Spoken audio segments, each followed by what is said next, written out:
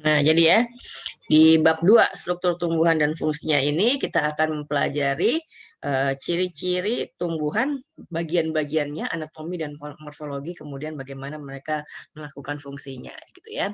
Nah, jadi tumbuh-tumbuhan punya sifat indeterminate growth yang dimana dia melakukan pertumbuhan terus-menerus selama sel-selnya masih hidup, terutama sel-sel di zona meristemnya masih hidup ya. Mereka bisa aja mati kalau misalnya ada serangan kuman atau ada apa namanya, cuaca ekstrim gitu ya, atau ya keadaan yang ekstrim yang membuatnya tidak bisa hidup lagi, ya pastinya juga mati gitu ya. Nah, daerah yang terus-menerus tumbuh ini kita sebut sebagai zona meristem yang selnya selalu membelah-belah. Nah, sel membelah-belah dengan bentuk yang seragam, nanti sel-sel ini juga akan mengalami perubahan bentuk, mengalami diferensiasi, menjadi bentuk-bentuk yang lain sesuaikan dengan fungsi dan tempatnya, gitu ya. Nah, tapi kadang di tumbuh-tumbuhan kita nggak bisa memprediksi cabang baru ini akan muncul dari mana. Katanya tumbuhan itu tidak memiliki preprogram untuk tubuhnya, gitu ya. Jadi nggak tahu nih cabang baru akan muncul dari, mana. Nah, biasanya cabang itu muncul dari ketiak daun, tapi dari ketiak daun yang sebelah mana gitu ya. Terus daun pada tumbuhan juga kedudukannya pada batang juga beda-beda. Ada yang daunnya nih batang, terus daunnya kiri kanan, gini atau berganti-ganti begini gitu ya. Nah, itu di setiap pangkal dari tangkai daunnya itu ada yang disebut dengan ketiak. Nah, di ketiak itu biasanya muncul cabang, tapi kita nggak tahu muncul cabangnya dari ketiak yang mana nih, gitu ya. Itu. Nah, ini kemarin kita udah bahas ada perbedaan, tumbuh-tumbuhan yang kita pelajari tumbuhannya adalah spermatofita atau anthophyta atau magnoliophyta gitu ya, macam-macam, namanya disesuaikan dengan ditinjau dari mana gitu ya. Kalau ditinjau dari dia mempunyai biji, maka namanya jadi spermatofita. Ditinjau dari bawah tumbuhan ini berbunga, maka dia anthophyta gitu ya. Kemudian dibagi menjadi 2 kelompok, eee, tumbuhan utama yaitu ada Angiospermae dan Gymnospermae. Nah, Angiospermae adalah tumbuhan berbiji tertutup, sedangkan Gymnospermae adalah tumbuhan berbiji terbuka. Nah, secara umum yang dipelajari di sini adalah tumbuhan berbiji tertutup atau Angiospermae, yang kemudian dibagi menjadi 2 lagi, 2 kelompok besar yaitu ada Liliopsida dan Magnoliopsida atau dikenal sehari-hari sebagai tanaman monokotil dan dikotil gitu ya. Nah, ini kedua kita pelajari dari SD mungkin ya, bahwa beda antara tumbuhan monokotil dan dikotil. Pertama-tama, nah dari, belahan bijinya gitu ya, kotiledonnya gitu ya. Nah, kotiledonnya kalau monokotil ya mono, satu kotiledonnya. Kalau pada tanaman dikotil ya berbelah 2 gitu ya. Nah, kadang kita harus membuka, kulit bijinya baru kita tahu bahwa dia berbelah 2 atau satu gitu ya, karena kadang-kadang nggak kelihatan kalau dari, luar aja gitu. Kemudian dari daunnya, kalau kita melihat tanaman maka yang paling, menonjol terlihat catchy ya, itu adalah daunnya. Nah, harusnya dari bentuk daunnya aja kita udah tahu bahwa ini tanaman ini monokotil atau dikotil. Karena kalau monokotil tuh daunnya adalah berbentuk pita, panjang-panjang, pita gitu ya. Kalau daun dikotil itu beraneka bentuknya, ada yang bulat, lonjong, bunder bahkan gitu ya, atau menyirip, menjari gitu ya. Nah, macam-macam tuh bentuknya. Nah, selain bentuk daun secara umum, maka kita juga harus lihat bentuk dari tulang-tulang daun yang kita sebut dengan vena daun, tulang-tulang daunnya. Kalau monokotil, vena daunnya itu biasanya, paralel. Ini ada tulang daun utama di tengah-tengah, kemudian di sisi-sisinya ada tulang daun yang lain yang kita sebut dia, berbaris secara paralel gitu ya. Sedangkan kalau pada dikotil, maka tulang-tulang daunnya biasanya bercabang-cabang, mulai dari, apa namanya, yang kayak tulang ikan gitu ya bentuknya ya. Nah, gini atau ini menjari, mirip atau menjari gitu ya. Nah, menjari kayak gini nih. Nah, jadi pokoknya dia bercabang-cabang. Kalau ini kan dia paralel kalau yang monokotil ya. Nah, kemudian dari batangnya ini mesti dipotong melintang batangnya. Kita melihat bahwa di dalamnya itu ada, berkas pembuluh angkut. Nah, vascular bundles ini adalah berkas pembuluh angkut yang susunannya menyebar kalau monokotil. Sedangkan kalau pada dikotil dia susunannya tuh rapi, melingkar, berbentuk cincin. Nah, ini adalah berkas pembuluh angkutnya. Ingat ya, berkas pembuluh angkut itu di dalamnya ada xilem sama floem gitu ya. Nah, kemudian daunnya. Kalau monokotil, bagian-bagian daunnya itu berkelipatan 3. Misalnya nih mahkota daunnya berkelipatan 3. Nih ada 6 ya. Kemudian benang sarinya jumlahnya juga berkelipatan 3. Kalau dia punya kelopak, kelopaknya juga berkelipatan 3. Tapi kalau dia tanaman dikotil, maka bagian-bagian bunganya itu berkelipatan 4 atau 5. Gitu ya. Nih itu ini 5. Mahkotanya 5. Mahkota ya benar mahkotanya 5, kemudian nih benang sarinya berkelipatan 5 gitu ya, atau berkelipatan 4. Nah, kalau berkelipatan 4 nih ada KPK-nya nih 3 nih 4. Kalau 12 gimana, Bu? Ya kalau 12 lihat aja ciri yang lainnya gitu ya. Jadi harus 2 ciri baru kelihatan, 2 atau lebih ciri ya. Sedangkan akarnya kalau monokotil ini serabut, kalau serabut tuh nggak ada akar utamanya. Jadi kalau dia cabangnya banyak, kira-kira bentuknya hampir sama nih cabang-cabang ini. Sedangkan kalau pada dikotil kita menyebutnya dia akar tunggang, maka dia ini ada satu akar utama, kemudian ada akar samping atau akar lateral sebagai percabangannya. Nah, itu kira-kira ya secara umum perbedaan antara tanaman monokotil dan dikotil. Nah, kemudian ada tanaman yang berdasarkan panjang hidupnya, ada tanaman anual, biennial, perennial, kemarin udah saya jelasin ya, kalau yang anual dia menyelesaikan satu siklus hidupnya mulai dari tumbuh sampai kemudian berbunga, berbiji, nah gitu ya, sampai bijinya mateng gitu ya, sampai mati kemudian dalam usia 1 tahun atau kurang gitu ya, dalam, usia 1 tahun atau kurang. Misalnya banyak tanaman pangan gitu ya, padi, jagung, dan sebagainya. Kalau yang biennial menyelesaikan siklus hidupnya dalam 2 musim, pembungaan di musim kedua biasanya ya. Nah, wortel, lobak. Kalau perennial nih hidupnya tahun-tahunan, tapi tadi ya dibilangnya tidak juga abadi, bisa juga mati ya. Nah, misalnya infeksi atau trauma lingkungan. Nah, jadi ada pohon-pohon yang gede-gede, ya bisa umurnya puluhan tahun, bahkan ratusan tahun. Ada semak-semak, ada rumput-rumputan tertentu aja gitu ya. Nah, ini adalah siklus hidup dari tanaman berbunga Anthophyta. Nah, kalau dia tanaman berbunga, nah yang paling enak nih kalau dia dalam satu bunga ini ada alat kelamin jantan dan betinanya gitu ya. Jadi ini adalah alat kelamin jantan, ada serbuk sari, kepala sari, tangkai sari. Nah, ini ada ya. Kemudian ini adalah putik, ini kepala putik, tangkai putik. Nah, ini adalah bakal buah, dalamnya ada bakal biji. Nah, biasanya harus dimatangkan dulu nih gametnya atau sel kelaminnya. Di dalam kepala sari ini ada alat kelamin jantan, di dalam putik ada alat kelamin betina. Alat kelamin jantan ya spermatozoa, alat kelamin betinanya ya ovum gitu ya. Nah, ini di dalam kepala sari. Nah, ini ada di dalam kepala sari, kemudian antera itu kepala sari ya.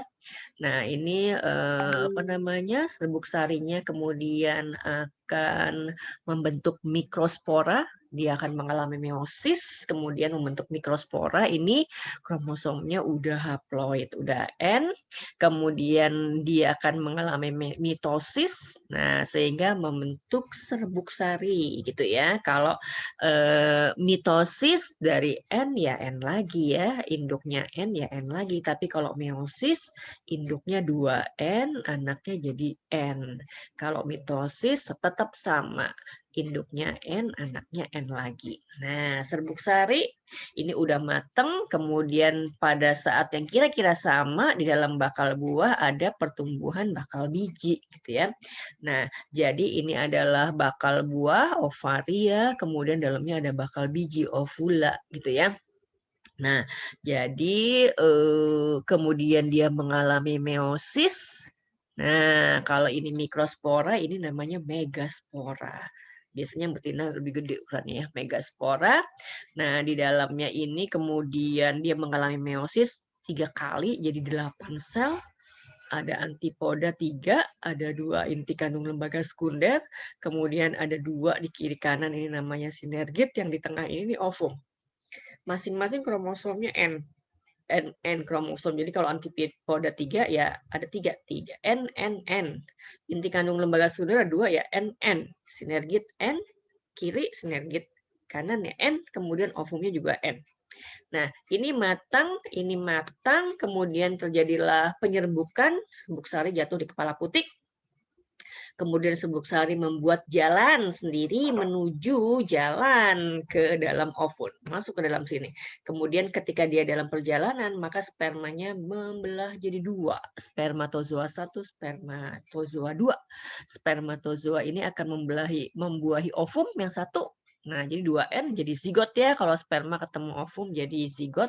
Kemudian yang satu lagi membuahi inti kandung lembaga sekunder yang tadi N plus lagi N. Jadi inti kandung lembaga sekunder tambah N. Jadi 3N ini akan membentuk endosperma atau cadangan makanan. Zigotnya 2N, endospermanya 3N. Endosperma waktu itu kita udah bahas ya, di mana dia endosperma. Ini adalah cadangan makanan untuk pertumbuhan zigot. Bukan untuk kita gitu ya. Kalau ini di sebelah luarnya ini adalah bakal buah kan tadi ya. Bakal buah bisa tumbuh berkembang menjadi daging buah ya, ada yang menjadi daging buah, ada juga yang enggak gitu ya. Nah, daging buah ini di sebelah luar. Nah, bukan cadangan makanan buat si zigot yang tumbuh. Zigot yang tumbuh cadangan makanannya dari endosperm gitu ya. Nah, kemudian kalau udah begini dia bisa jatuh di tanah gitu ya, kemudian dia tumbuh lagi, berulang lagi seperti ini. Nanti secara lengkap ada dibahas di kelas 12 yang babnya judulnya reproduksi sel gitu ya. Jadi sekarang secara umum seperti itu. Nah, ini adalah tubuh tumbuh-tumbuhan yang kita bagi menjadi 2 area yang di atas tanah dan area yang di bawah tanah. Yang di atas tanah itu kita sebut tajuk short system, sedangkan yang di bawah tanah kita sebut dengan perakaran atau root system gitu ya. Nah, jadi yang di atas tanah itu yang utama ada batang sama daun gitu ya. Kemudian dari batang dan daun ini, terutama dari daun, dia bisa bermodifikasi menjadi bunga. Bunga kemudian bisa tumbuh menjadi buah. Dalamnya ada bijinya gitu ya. Nah, itu yang di atas tanah. Yang di dalam tanah adalah sistem perakaran. Kalau ini digambarkan seperti ini, daunnya kayak gini pasti ini tunggang ya akarnya ya karena dia dikotil. Ini adalah akar utama, primary root, kemudian ada cabang-cabang akar, ini adalah akar samping atau lateral root gitu ya. Kemudian pada akar itu pada akar ada area yang namanya rambut-rambut akar yang mikroskopis, sebenarnya cuma bisa dilihat pakai mikroskop aja gitu ya. Nah, karena dia halus banget, satu sel aja gitu ya barisannya. Oke. Nah, ini akan kita pelajari semuanya, hierarki dari struktur organisasi pada tumbuh-tumbuhan, mulai dari sel, jaringan, organ, sistem organ, dan organisme gitu ya. Nah, ini fungsinya, struktur dan fungsinya sangat erat hubungannya pada setiap tingkatan organisasi tumbuhan. Karena dia makhluk multiselular, pasti tubuhnya terdiri dari miliaran sel. Jadi unit terkecil dari makhluk ini adalah sel. Nah, sel pada tumbuhan jenisnya banyak banget. Salah satunya aja kita ambil, ada sel yang namanya parenkima. Nanti kita ketemu di bagian berikutnya. Sel parenkima. Oke. Nah, sel tumbuhan kita udah pelajari sel tumbuhannya, bagaimana organelnya, bagaimana bagian-bagiannya. Nah, sel parenkima. Nah, kalau dia makhluk multiselular, kalau cuma satu sel doang sel parenkima, kan kita tidak bisa menyebutnya sebagai individu utuh, gitu ya. Maka sel-sel parenkima ini akan bergabung dengan sel parenkima yang lain, membentuk jaringan. Namanya ya jaringan parenkima. Jaringan adalah kumpulan sel yang sama bentuk dan fungsinya. Nah, jadi tadi yang sel parenkima ini akan bergabung dengan sel parenkima yang lain. Ini contohnya sel parenkima. Ini ada banyak ya, kumpulan dari sel parenkima. Namanya jaringan parenkima. Oke. Kalau dia makhluk multiseluler, kalau cuma kumpulan jaringan doang, maka kita belum bisa menyebutnya sebagai organisme atau individu utuh ya. Maka jaringan itu akan berkumpul bergabung dengan jaringan yang lainnya membentuk organ. Organ pada tumbuhan tuh cuma akar, batang, dan daun yang utama gitu ya. Nah, di sini digambarkan, oh daun. Nah, berarti daun itu kalau dia organ, maka dia terdiri dari kumpulan jaringan. Oke, kita belajar nih. Oh, kita bongkar aja ya ini ya. Nah, nih, daun. Oh, ada jaringan apa di atas? Epidermis. Ini jaringan epidermis. Bawahnya jaringan bunga karang, salah, jaringan, apa namanya, eee, jaringan tiang gitu ya, jaringan palisade, kemudian bawahnya bunga karang, bawahnya lagi epidermis bawah, karena epidermis atas dan epidermis bawah pada tumbuh-tumbuhan beda gitu ya. Oh iya betul ya, berarti daun ini adalah organ karena dia terdiri dari kumpulan beberapa jaringan. Oke, gitu ya. Nah, oke, kalau cuma daun doang kan nggak bisa disebut sebagai individu utuh. Nah, maka ada yang disebut dengan sistem organ. Sistem organ pada tumbuh-tumbuhan itu lebih sederhana dibanding pada hewan ya. Misalnya di sini ada sistem transport pada tumbuh-tumbuhan. Oke, sistem transport pada tumbuh-tumbuhan berarti dia ada alat transportnya gitu ya. Nah, yang fungsi sebagai alat transport adalah ini, jaringan transport itu, jaringan pengangkut ya. Ada silem, ada floem. Silem, floem. Nah, ini kemudian silem, floem, silem, floem. Sebenarnya silem dan floem itu ada di sebelah mana sih kalau di daun kayak gini gitu ya? Oh, dia ada di tulang-tulang daun gitu ya. Jadi tulang-tulang daun tuh kalau dipotong melintang dalamnya isinya jaringan pengangkut. Nah, jaringan pengangkut itu yang di sini, yang di daun, lanjutan dari jaringan pengangkut di tangkai daun. Jaringan pengangkut dengan tangkai daun, lanjutan dari jaringan pengangkut di ranting batang. Nah, yang di ranting batang, lanjutan dari yang di batang utama. Yang di batang utama itu hubungannya sama yang di akar. Jadi nyambung terus gitu kan ya. Nah, jadi kalau di tubuh-tumbuhan sistem organnya enggak banyak ya. Ada sistem transport kayak gini, sistem apa ya, pengolahan makanannya di, fotosintesis gitu kan ya. Sistem ekskresinya ada di stoma misalnya begitu ya. Jadi nggak banyak, lebih sederhana dibandingkan dengan hewan. Nah, sistem-sistem organ itu akan berkumpul membentuk tingkatan organisme. Barulah kemudian kalau udah tingkatan organisme, ini baru kita sebut sebagai individu utuh. Nah, suatu pohon utuh. Oke. Nah, yang kita pelajari di sini ini A, B, C, D, E gitu ya. Nah, tapi yang A kita udah pelajari kemarin, gitu kan ya. Sehingga saya nggak ulang lagi yang ini. Kita langsung pelajari yang B aja, yaitu jaringan. Jaringan itu kan kumpulan dari sel, oke. Nah, jadi sel-sel tadi akan mengalami pertumbuhan, akan mengalami diferensiasi dan spesialisasi pada tumbuh-tumbuhan ya. Nah, apa itu pertumbuhan gitu ya? Pertumbuhan itu ketika selnya membelah. Nah, selnya membelah itu secara mitosis karena kita mempelajari, organ yang ini ya, organ tumbuhan utama ya. Nah, kemudian selain dia membelah selnya jadi tambah banyak, maka setiap sel juga mengalami pertambahan massa, mengalami perbesaran, mengalami pertambahan panjangnya atau mengalami elongasi gitu ya. Nah, selain dia tumbuh, dia juga berkembang. Dia nggak cuma tumbuh doang kan gitu ya.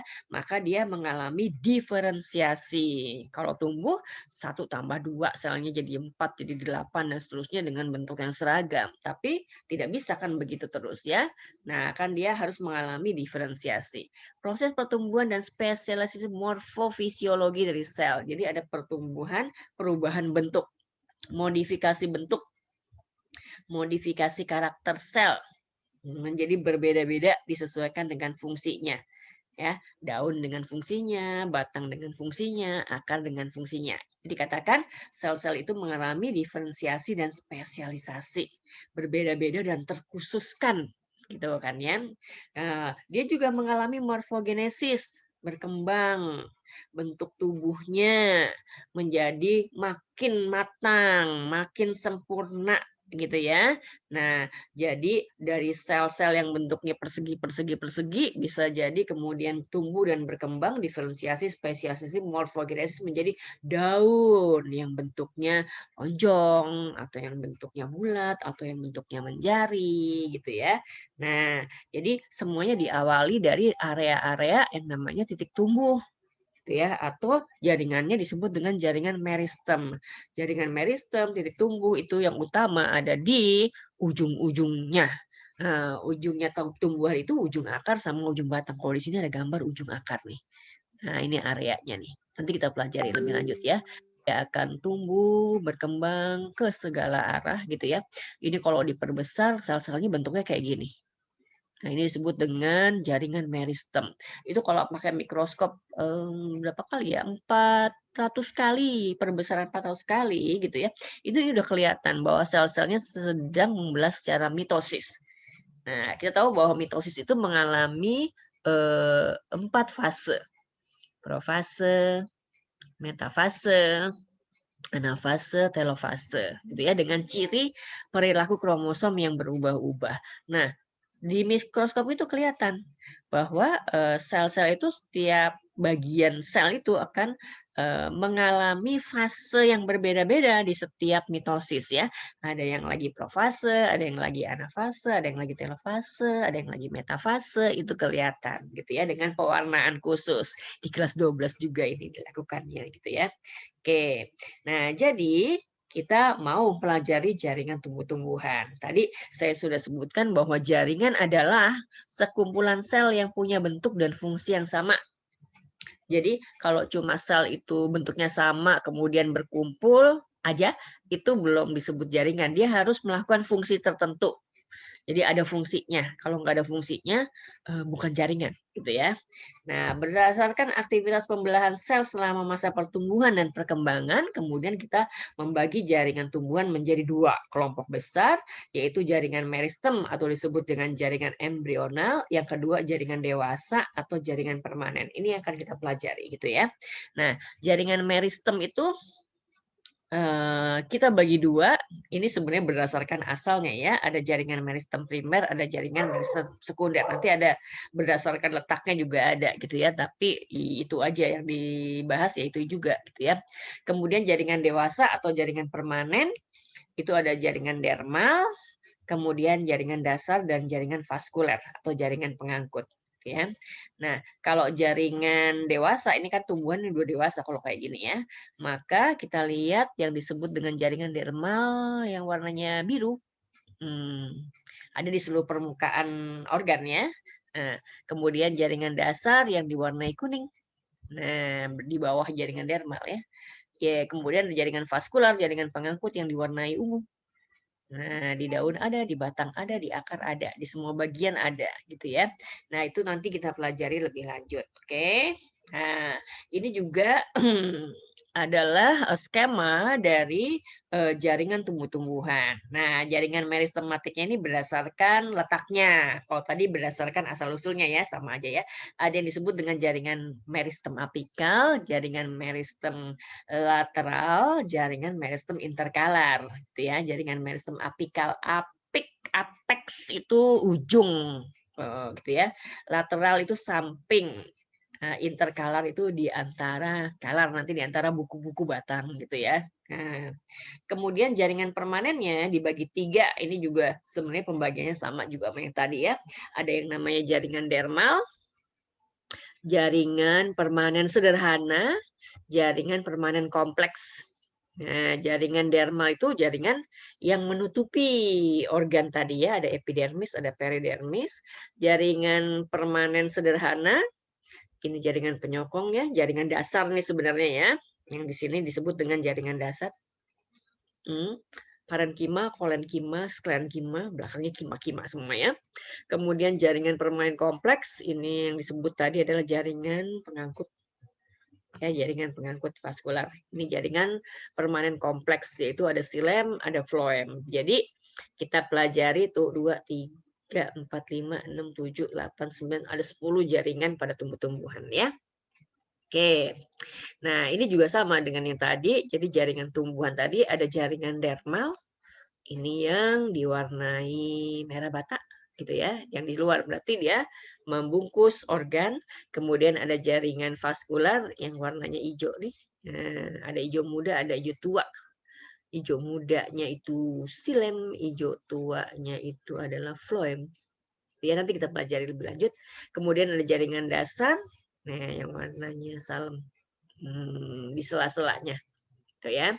Nah, kalau kita mau buka lagi di daun, nah seperti tadi ya, gambar ini akan sering banget muncul ya. Ini ada jaringan dermal, epidermis atas, epidermis bawah. Kemudian jaringan dasar ini ada palisade, bunga karang. Kemudian jaringan vaskularnya ada xilem sama phloem yang letaknya ada di tulang-tulang daun. Gitu ya. Nanti kita akan sering-sering lihat ini. Oke. Kita bahas dulu yang pertama jaringan meristem. Nah, jadi jaringan meristem itu berdasarkan asal pertumbuhannya kita bagi dua, jaringan meristem primer dan meristem sekunder. Berdasarkan letaknya itu ada meristem apikal, meristem lateral, dan meristem interkalar, gitu ya. Jadi ini bendanya sama sebenarnya ya, bendanya sama, cuma kalau dilihat dari sudut pandangnya jadi dibagi dua kelompok besar gitu ya. Nah, jaringan meristem itu adalah jaringan embrionik yang selalu tersedia di daerah pertumbuhan. Jadi letaknya di daerah pertumbuhan. Ya, cirinya selnya selalu membentuk sel baru tapi belum berdiferensiasi. Jadi dia aktivitas utamanya adalah membelah-belah tapi belum berdiferensiasi. Berarti selnya itu seragam, bentuknya seragam gitu ya. Tambah banyak terus. Nah, membelah-belahnya secara mitosis. Kalau secara mitosis itu 1 jadi 2, 2 jadi 4, 4 jadi 8 dan seterusnya bentuknya sama, seragam gitu ya. Hasil pembelahan sel kemudian ada yang tetap berada di daerah meristematik untuk menghasilkan lebih banyak lagi sel, gitu ya. Kita menyebutnya sel inisial, sedangkan yang lainnya akan terspesialisasi dan bergabung ke dalam jaringan dan organ yang sedang tumbuh. Kita menyebutnya sel derivatif. Ini kemudian yang akan mengalami diferensiasi dan spesialisasi. Nah, sel-sel di jaringan meristem ciri-cirinya adalah dinding selnya tipis karena dia selnya muda-muda gitu ya. Baru membelah gitu. Jadi dinding selnya masih tipis, sitoplasmanya padat dengan ribosom yang banyak. Kita ingat bahwa ribosom adalah organel untuk sintesis protein ya. Nah, kemudian belum punya cadangan makanan dan kristal-kristal ya iya namanya juga sel muda ya. Nah, vakuolanya juga kecil-kecil bahkan kemudian ya baru terbentuk lah gitu ya, tidak jelas menyebar. Kemudian ada plastidanya juga masih plastida awal atau disebut dengan proplastida. Jadi ini adalah ciri-ciri dari sel-sel pada jaringan meristem. Oke.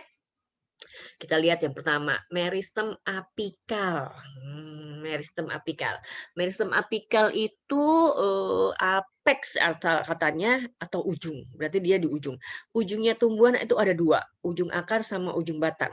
Ujung daun bukan apex ya. Di ujung daun nggak ada meristem gitu ya. Jadi kalau meristem tadi kan kita tahu bahwa selnya selalu membelah-belah gitu kan ya, selalu membelah-belah. Nah, jadi ini letaknya di ujung akar dan ujung akar dan ujung batang. Nah, ini adalah meristem apikal atau meristem primer, meristem utama. Nah, dua tempat ini disebut titik tumbuh primer. Titik tumbuh primer ya. Aktivitasnya menyebabkan tumbuhan bertambah panjang atau bertambah tinggi.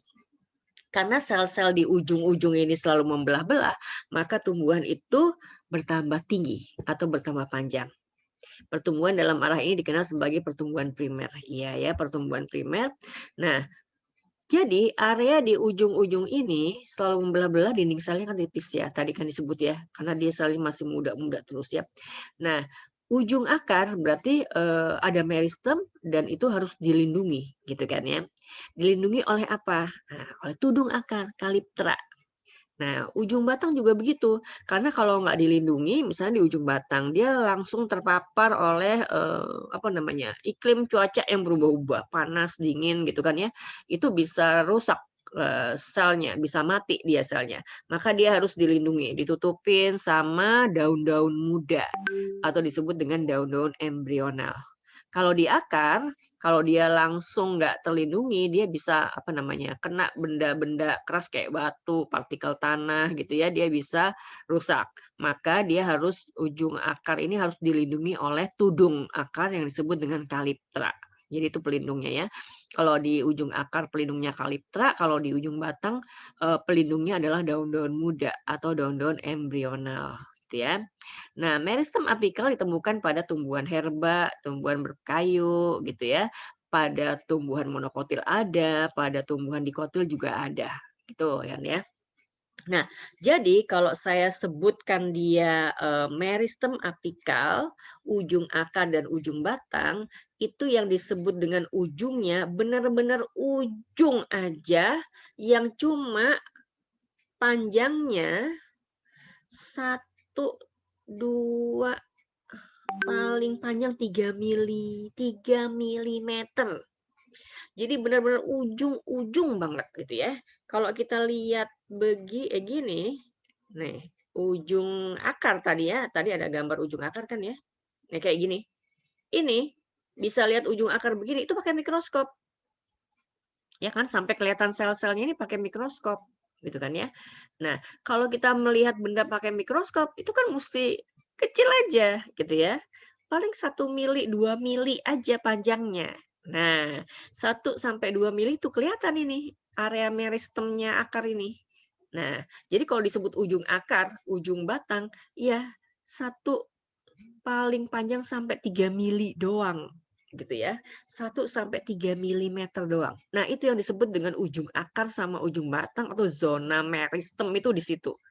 1 sampai 3 milimeter doang dari ujung yang paling ujung.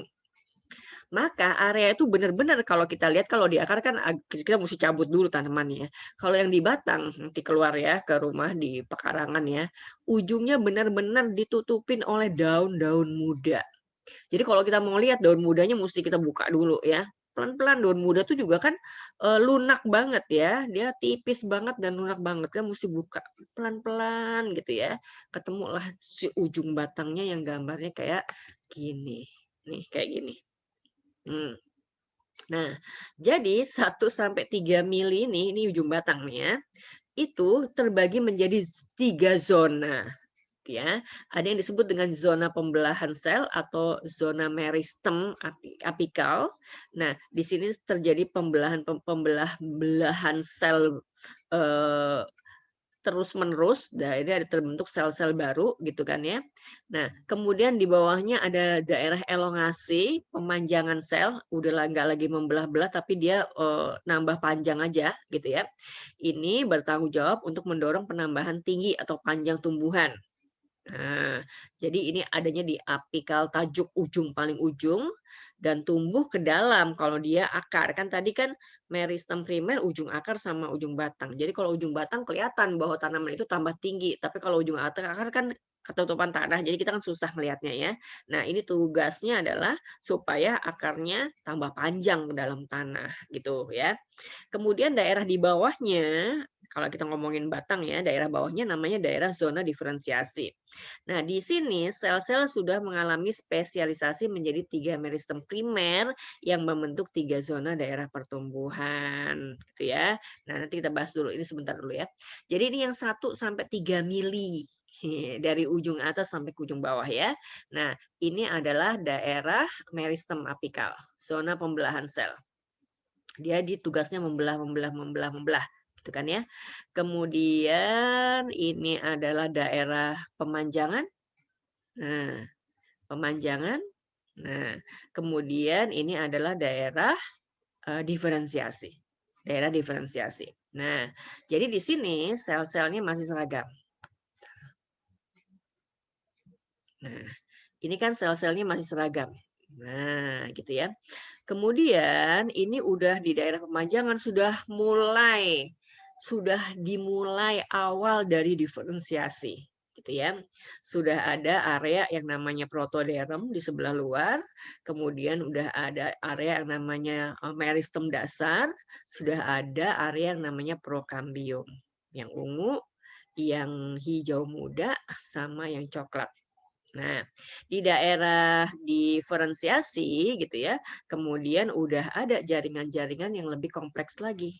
Ada epidermis, ada jaringan dasar, ada jaringan pengangkut. Gitu ya. Nah, jadi di zona diferensiasi kemudian akan terbentuk lagi 3 zona lagi. 3 zona pertumbuhan. Ya, 3 zona pertumbuhan. Namanya tadi ya ada protoderm, prokambium, meristem dasar. Protoderm, prokambium, meristem dasar. Nah, gambar yang tadi bisa juga digambar dalam bentuk seperti ini. Ini versi yang sedikit berbeda tapi lebih jelas gitu ya. Ini adalah daerah zona meristematik. Ini kurang lebih tadi 3 mili aja ya. Meristematik. Kemudian ini adalah daerah pemanjangan, ini adalah daerah diferensiasi dan pendewasaan. Jadi namanya bisa juga seperti ini ya, daerah diferensiasi dan pendewasaan. Oke. Nah, di daerah meristematik tadi kan ya, dia tertutupi oleh daun-daun muda. Nah, ini daun muda nih, daun embrional. Nah, ini namanya meristem apikal, gitu ya. Kemudian di daerah pemanjangan tadi kan tugasnya itu kan cuma memanjangkan sel gitu ya, di daerah pemanjangan. Tapi di sini sudah dimulai. Nah, sudah dimulai proses diferensiasi awal gitu ya. Ada daerah yang namanya protoderm. Ingat proto itu awal gitu ya sebelum ya. Derm itu kulit. Jadi ini calonnya kulit. Kulit pada tanaman apa? Epidermis. Calonnya epidermis. Nah ya, lapisan terluar yang menghasilkan epidermis yang menutup batang. Nah, di zona pemanjangan calonnya epidermis itu namanya protoderm. Karena dia potongan melintang, jadi ini ada batang panjang dipotong melintang gitu ya. Jadi ini ada batang panjang dipotong dipotong memanjang begini.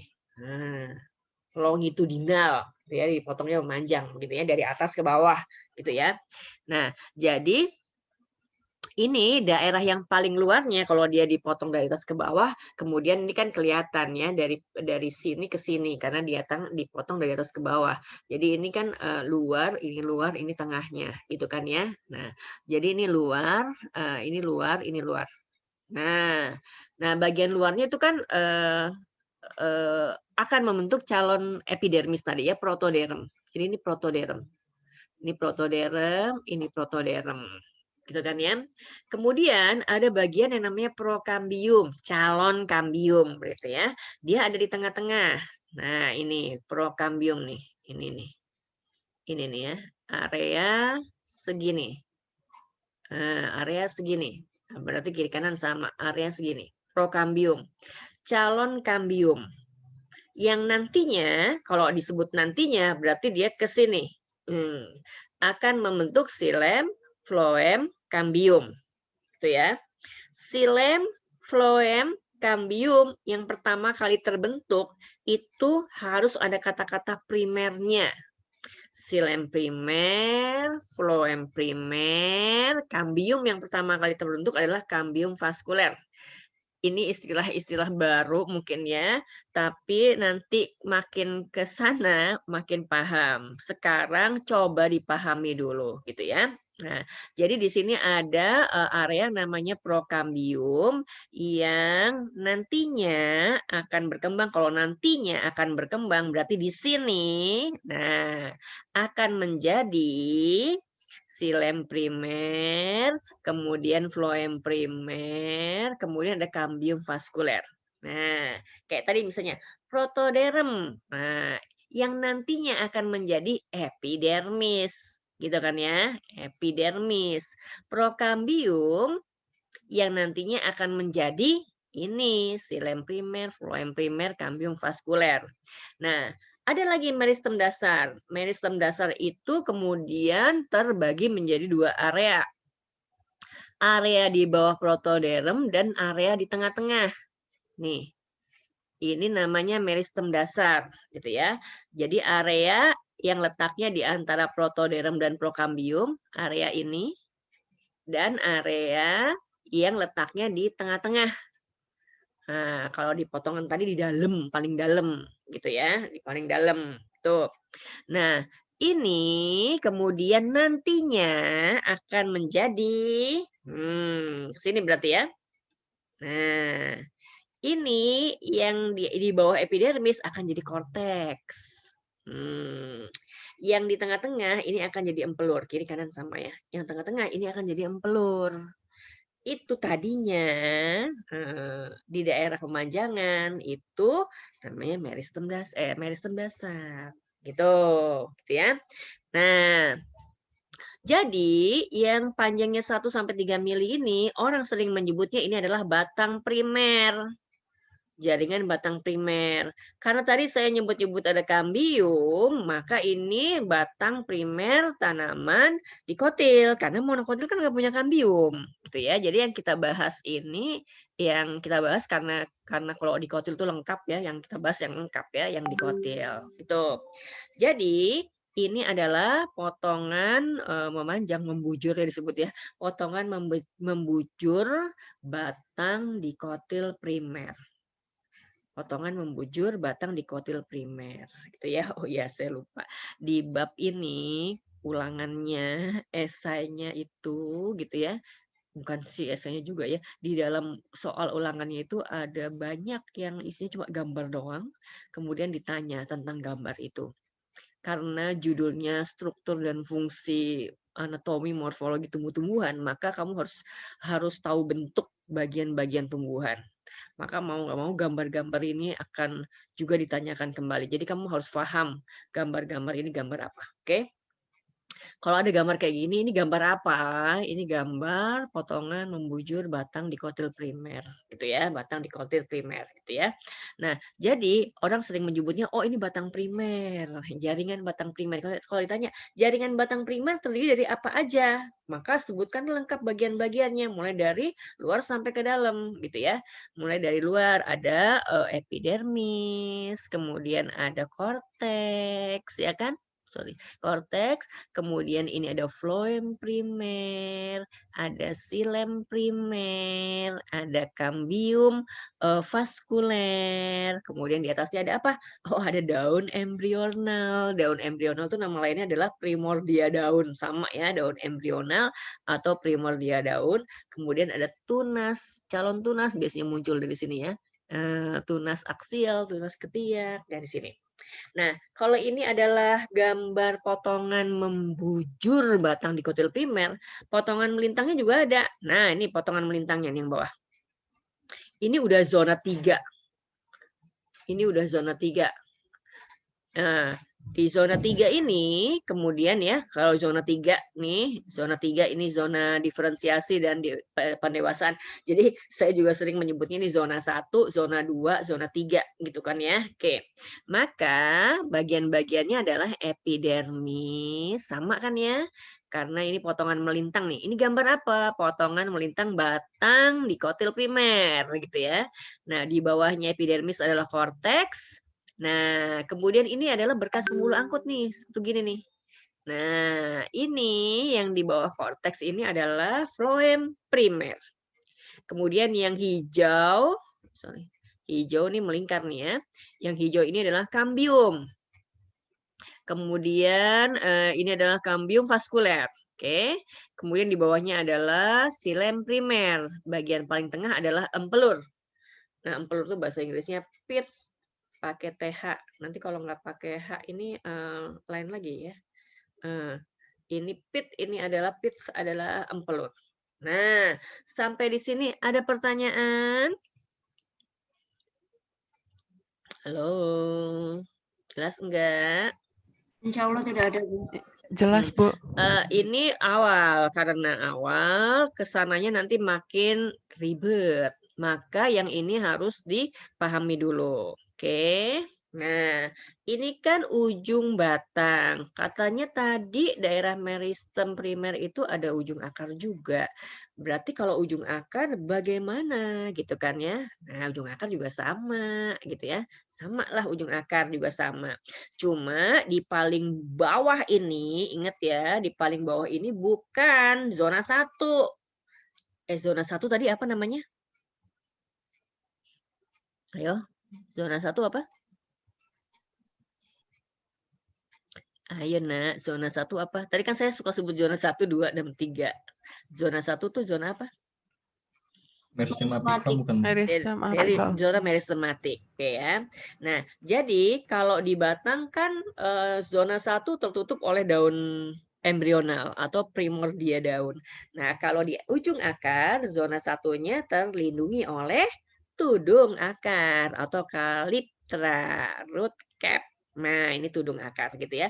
Jadi ini tudung akar dulu nih. Baru ini zona satu, zona pembelahan. Nah, ini adalah zona 2, zona pemanjangan. Ini adalah zona 3, zona diferensiasi.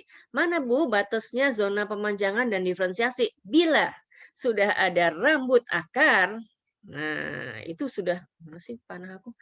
Sudah ada diferensiasi.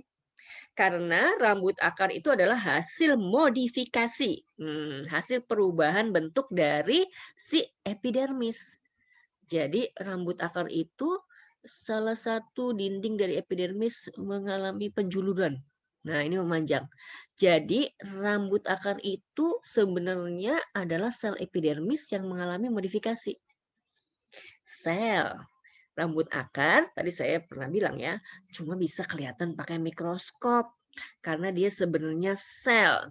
Jadi kalau kita mencabut tanaman, terus kita lihat akarnya gitu ya, terus ada cabang alus-alus, itu bukan bulu akar. Itu akar lateral, cabang akar gitu ya, cuman yang kecil-kecil aja. Rambut akar kalau kita cabut akarnya, rambutnya udah pada rontok, udah pada hancur, udah pada putus-putus gitu ya, karena dia cuma setebal selapis sel gitu ya. Ingat ya. Nah, tadi ini membandingkan ini ujung batang sama ini ujung akar. Oke. Jadi ini zona 1, zona 2, zona 3 gitu ya. Batasnya zona 2 dan zona 3 bila sudah ada rambut akar itu berarti udah zona 3 gitu ya. Nah, jadi ini adalah kaliptra, ini daerah meristematik atau daerah pembelahan sel, ini adalah daerah pemanjangan, kemudian ini adalah daerah diferensiasi dan pendewasaan. Oke, sama juga gambarnya kayak gini gitu ya, sama ya. Ini lebih detail lagi. Jadi ini adalah tudung akar. Nah, ini adalah daerah meristematiknya yang selalu membelah-belah secara mitosis tadi ya. Dia membelah-membelah ini kalau dilihat pakai mikroskop ini kelihatan begini. Ini kalau ditajamkan lagi 40 kali, kemudian di zoom lagi, bahkan bisa 1000 kali, itu kelihatan bahwa sel-selnya memang membelah-belah secara mitosis. Oke. Nah, kemudian kita perpanjang. Nah, ini dibuatlah gambar ilustrasi skematiknya biar gampang mempelajarinya gitu ya. Nah, jadi ini tadi adalah daerah meristem apikal, kemudian ini adalah daerah pemanjangan. Sama dengan di batang, tadi di daerah pemanjangan sudah ada 3 zona pertumbuhan gitu ya. Protoderm, di sini digambarin biru-biru ya. Di sini udah mulai biru. Kemudian ada meristem dasar yang kuning dan ada prokambium. Akar sama batang beda.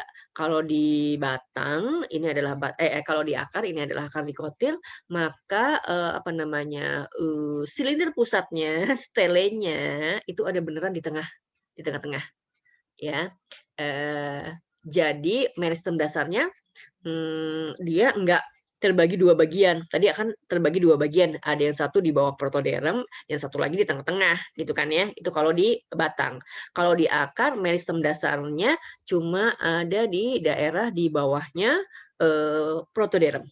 Jadi di bawah protoderm ini meristem dasarnya kuning. Nah, prokambium itu semuanya ada di tengah-tengah. Nah, jadi prokambiumnya semuanya ada di tengah-tengah. gitu ya. Nah, jadi kalau kita potong melintang, ini selnya lagi membelah-belah nih, lagi mitosis nih ya. Nah, di sini dipotong melintang. Nah, di sini udah dipotong melintang, ini kan udah zona diferensiasi ya, karena udah ada rambut akarnya. Nah, jadi kalau ada potongan melintang begini, kemudian ada rambut-rambut akarnya begini, itu pasti potongan melintang akar bukan? Nggak mungkin itu batang kan ya, karena ada rambut akarnya gitu ya. Nah, jadi ini potongan melintangnya, bagian-bagiannya ini adalah epidermis, kemudian yang putih ini adalah korteks, seluruhnya korteks, kemudian ada lingkaran kedua kalau di akar. Lingkaran kedua di dalam ini adalah, silinder pusat atau stele. Yang ini ya. Nah, ini lingkaran keduanya, ini adalah silinder pusat atau stele. Jadi berkas pembulangkutnya dia benar-benar ada di tengah-tengah, gitu ya. Jadi ini adalah, silinder pusatnya yang dibatasi oleh jaringan yang namanya endodermis. Batang nggak punya endodermis ya. Akar ini ada endodermis. Jadi kalau lingkarannya tuh jelas ada 2, di luar sama di dalam, itu pasti akar, gitu ya. Kemudian ada pula ini rambut-rambut akarnya, ya pasti akar lah. Nggak mungkin batang ada rambut akarnya. Jadi kalau lihat nanti akan banyak banget gambar-gambar bulat-bulat potongan melintang kayak begini ya. Potongan melintang ini akan banyak. Nah, kamu akan bingung kalau kamu nggak paham, ini akar atau batang? Karena pertama-tama pasti tanya ini akar apa batang, gitu. Kalau udah ketemu, oh ini akar, ini terus tanya lagi, ini monokotil atau dikotil, gitu ya. Kalau ini batang mono atau batang di. Kalau itu akar mono atau akar di. Nah, untuk menentukan yang pertama, akar atau batang yang tadi ya, kalau ada 2 lingkaran begini, nah itu pasti akar. Ada bulu akarnya, ya pasti akar, gitu kan ya. Oke. Nah, jadi ini adalah endodermis yang tidak dimiliki oleh batang, kemudian dalamnya adalah silinder pusat. Nah, silinder pusat. Nah, ada sih empelur di sini kadang ya, empelur ya di sini ya. Nah, kemudian ada, kambium, ada, floem primernya juga gitu ya. Ada floem primer, ada kambium, ada, xilem primernya juga ada gitu ya, ada juga sama gitu ya. Nah, kemudian satu lagi nih. Nah, ini ada belenduk kayak gini nih, kayak bisul. Apa ini? Nah, ini adalah cabang akar, gitu ya. Cabang akar atau akar lateral itu beda sama rambut akar, gitu ya. Kalau cabang akar nantinya kalau dia tumbuh jadi cabang akar, kalau dipotong melintang, maka bagian-bagiannya sama akar begini, sama, gitu ya. Dengan kekompleksannya yang ini. Tapi kalau rambut akar, dia tuh cuma perpanjangan dari dinding sel epidermis, gitu. Dia satu sel, gitu ya, beda.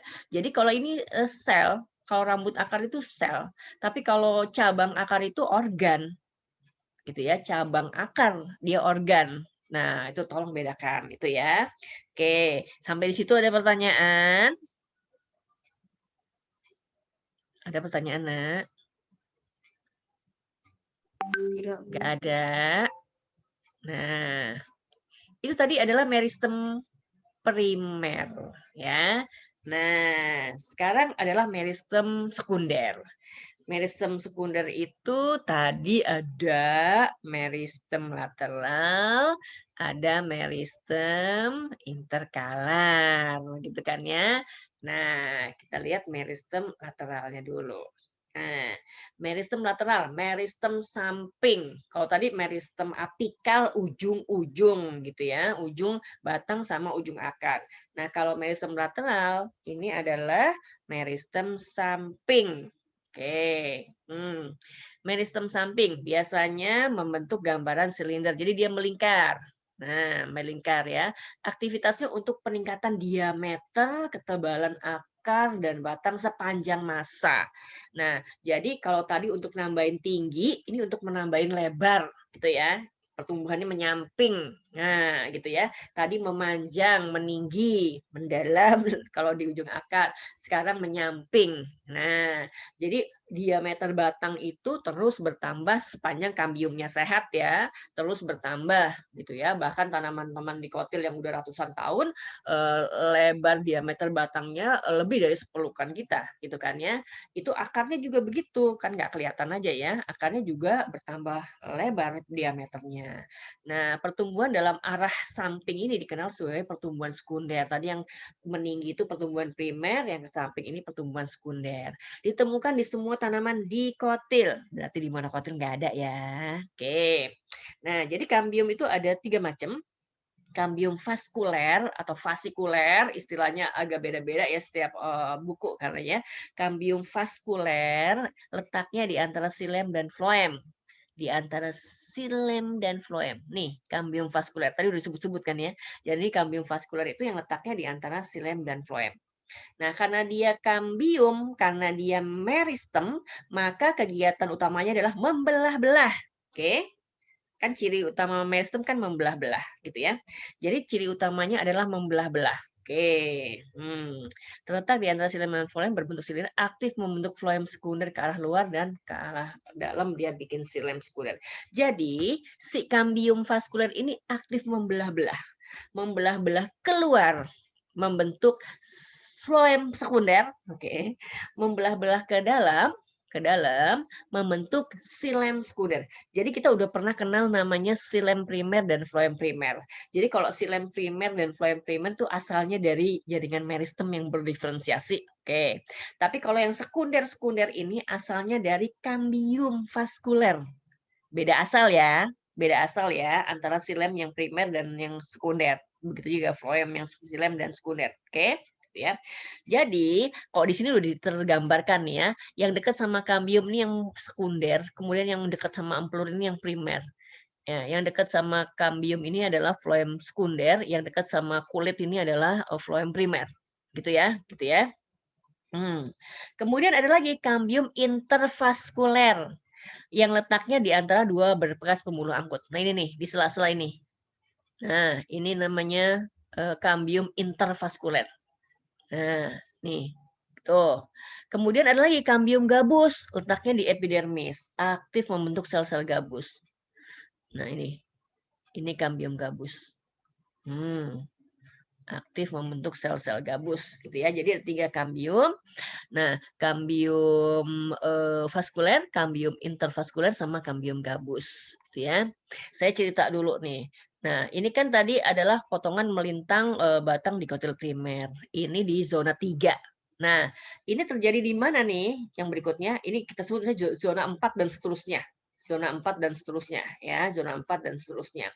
Nah, jadi pada zona 4 dan seterusnya tadi kambium vaskuler membelah-belah, jadi sekarang ada xilem sekunder, ini adalah xilem primernya, ini floem sekunder, ini adalah floem primernya gitu ya. Nah, kemudian di sebelah luar epidermis itu selnya nggak nambah. Kan dia bukan meristem, jadi sel epidermisnya nggak nambah. Padahal bagian dalamnya itu selnya nambah. Nah, sebagai area yang bungkus, sebagai bagian yang membungkus, itu kan sesek jadinya kan ya, karena di bagian dalamnya nambah, di bagian luarnya nggak nambah. Akhirnya dia pecah-pecah. Nah, jadi epidermisnya pecah-pecah. Ini gambar epidermisnya pecah-pecah. Kalau epidermisnya pecah-pecah, padahal epidermis itu adalah pelindung, lah siapa yang melindungi gitu ya? Siapa yang melindungi bagian ini kemudian? Maka biasanya ya korteks terluar ini kemudian berubah menjadi kambium gabus. Nih, warna hitam. Namanya juga kambium, kambium gabus, maka dia aktif membelah-belah, membentuk sel-sel gabus. Jadi sekarang yang bungkus batang itu adalah gabus, bukan epidermis. Epidermis nggak ada. Epidermis itu hanya ada pada batang primer. Nah, sekarang kalau zona 4 dan seterusnya kita menyebut ini batang sekunder. Tuh. Ya. Ya, jadi epidermis udah hilang, nggak ada lagi di batang sekunder karena dia udah pecah-pecah gitu ya, udah nggak ada. Sekarang udah diganti sama kambium gabus dan gabusnya gitu ya. Nah, ini pertumbuhan terus berlangsung. Nah, tapi selanjutnya ini disebut sekunder semua. Jadi ini xilem sekunder, ini xilem primer, ini floem sekunder, ini floem primer. Nah, gabusnya makin lama makin tebal gitu kan ya. Nah, jadi makin lama gabusnya makin tebal. Nah, ini gabus jaringan gabus. Nah, begitu, gitu ya. Nah, ini sama, gambarnya sama. Tuh. Nah, yang terakhir ya. Nah, ini adalah meristem interkalar. Letaknya di tiap-tiap ruas batang atau namanya juga interkalar ya, internodus sama juga ya. Ini buku-buku batang ini. Ini tanaman monokotil ya. Ini buku. Ini buku-buku. Ini buku-buku. Ini buku-buku.